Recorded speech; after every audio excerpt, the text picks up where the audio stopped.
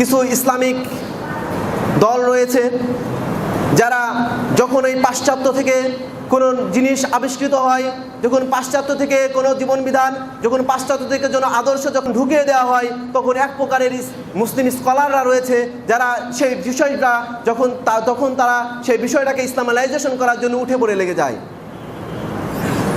যেমন ধরুন, এই গণতন্ত্র একটি বিষয়।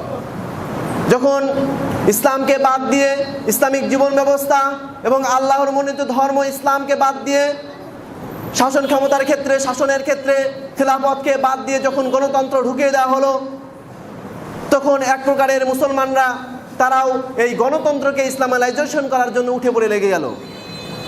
তারাও বলতে লাগলো, হ্যাঁ, ইসলাম হচ্ছে গণতন্ত্রই তো ইসলাম, ইসলামে গণতন্ত্র রয়েছে, গণতন্ত্র তো ইসলামের একটা অবিচ্ছেদ্য একটা অংশ। অবশ্যই, কে বলেছে ইসলামে গণতন্ত্র নাই? হ্যাঁ, ইসলামে তো গণতন্ত্র রয়েছে।